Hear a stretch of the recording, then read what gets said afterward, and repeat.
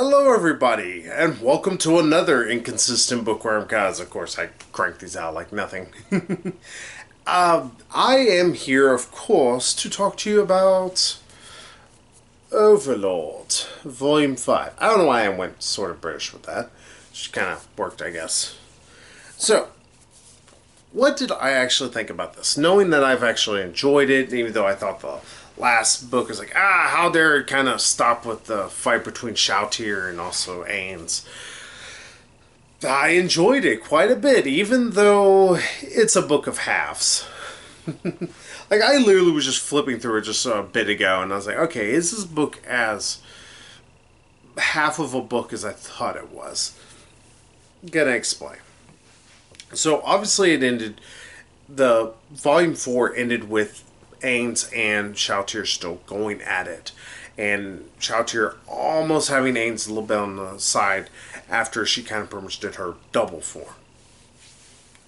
Well, Ains is able to eventually defeat her. He is able to rid her of her pretty much possession of whatever has happened to her, anything like that. And she's able to become one with them again, even though she's kind of disheartened because of the fact that, you know, she was able to be controlled so easily. She thinks it's lesser of her and it shouldn't have happened. Yada, yada, yada. And now why I say this is a book of halves is because the last half of the book is about lizardmen. Alright, so gotta get into this real quick. So there's both a good and bad bit of this. So, good thing in the fact that this is, one, it kind of finally ends a fight that was maybe dragging on the heels of being too long, but I still enjoyed it quite a bit. And only that, but got to see, you know, characters truly go all out and got to see that Ains is just another fucking monster. And then, you know, you have Lizardmen.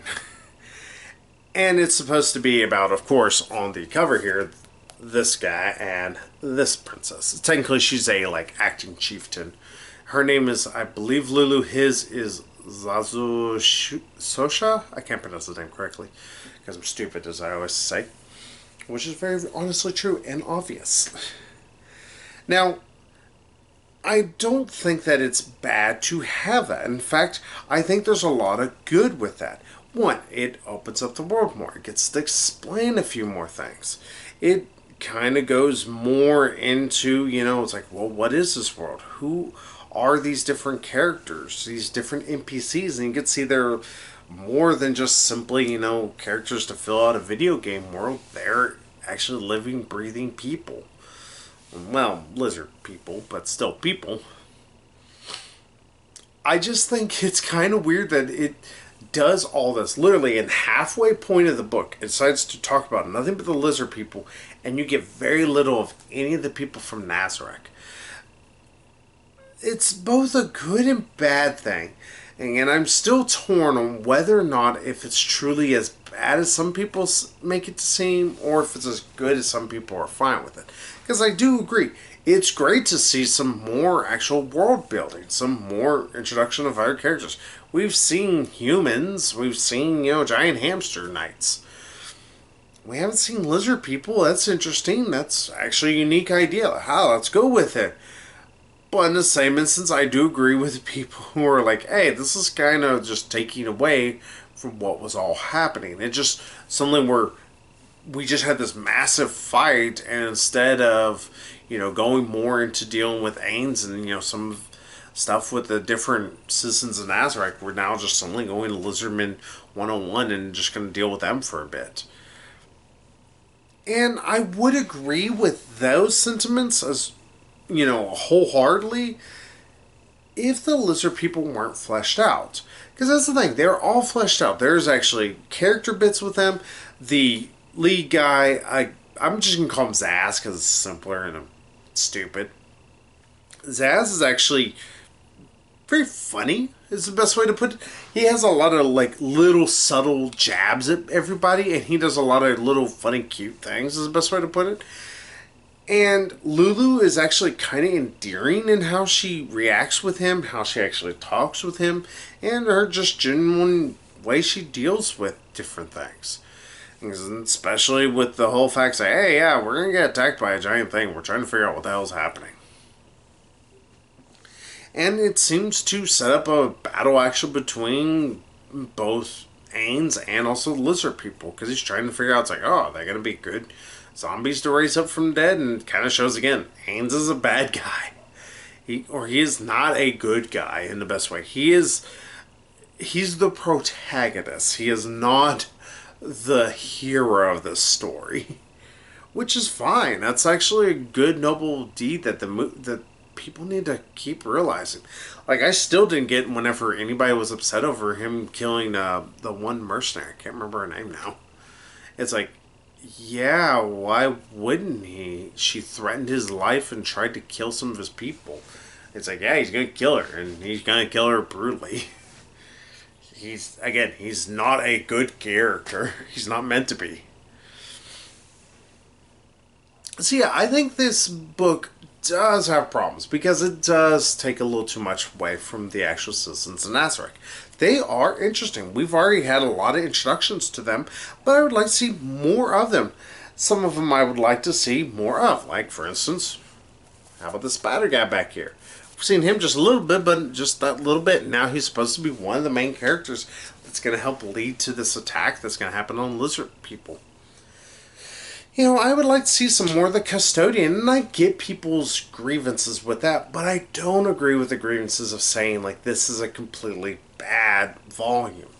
Yeah, it is split in half. That is a problem. And yes, it does completely, it's like, decide to get rid of any possible, character development for some characters to instead introduce more characters.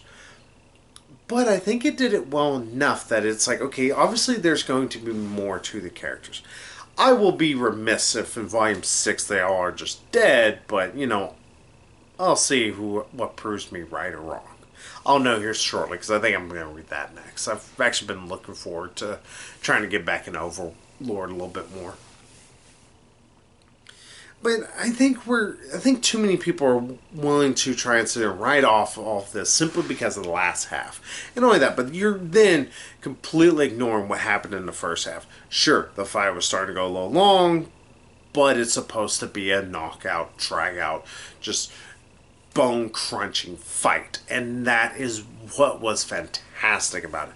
I love seeing a fight that's just like, here, we're just gonna throw every fucking thing we can and see what happens. And it's just awesome looking. It's also, it makes for, I hate to put it this way, it makes for a quicker read. I know I did complain a bit in Volume 9 of My Hero Academia that it was nothing but a brawl. But this, it's half of it's one fight that, like I said, was going a little long, I fully admit. But the rest of it is simple character development and also character world build. Character and world building, let me put it that way. So I'm willing to overlook this a little bit more. I'm willing to give a lot more than other people are. It's like, is it the best volume of the entire series? No, it's not the best. It still has that pacing issue. And I think that's where more people have problems with, not just because of the fact that it suddenly shifts over to the Lizardman perspective, but it's just because it's a stop. It just stops so we can go into world building. And then that's something that I do agree with people having problems with. It is not paced as well as it should. It would be nice if maybe it paced out the fight between Shalltear and also Ains with a bit of the lizard people. I wouldn't have minded that. It might have made the book feel a little on the schizophrenic side, but I'd rather that than the fact that it feels a little weighted in areas. Like, it feels like it has a lot of action, a lot of cool stuff, and then boom, stops altogether, just blow everything. There's no anything moving forward, or except for, obviously character stuff, which I think everybody does need to admit. It's like, it does have character bits, especially for Lulu and Zaz. Like I said, he's going to be called Zaz. So, let's just admit that. And also, if you've been kind of perturbed, you're wondering, it's like, oh, maybe it's not as good. No. Volume 5 is still a good part. It's got problems. Do not get me wrong there. It's not a perfect one. It's not as good as 4. 4 was fan-fucking-tastic, I believed. Just so much good character developments. Again, even though I thought the fight should have ended there. But, it is not as bad as, I would say, like 2 is maybe technically the worst, and even then it's just because 2 was just mediocre at times. That's the worst I can say. It's like, and if the worst I can say is just that it's not as great as one of the best volumes, that's, I think, a good thing to say. Just temper your expectations and understand you're going to get a lot of fighting and then a lot of world building. And if you're not as interested in the world, I can understand you might be a little, like, not care as much. But to be fair, that's what Overlord's supposed to be about. It's supposed to be about building up this world because we don't know what it is. It's having to set its own ground rules throughout everything. And it would not be fun just having it get just splurged out to us the entire time. That would get old fast. So yeah, if you were a little perturbed or wondering if it was going to be good, 5's actually pretty good. Like I said, it's not the best, but it does a lot of things really right. So be willing to read it for that. Well, since the camera's battery is about to die, I will have to give back to y'all soon. Probably tomorrow I'll give you some more reviews. But until then, we are going to we're going to believe something a little bit, if I can use the wording that way. I'll just say this much. We're getting back in Naruto. So until then, I'll see you all there. So bye-bye, everybody.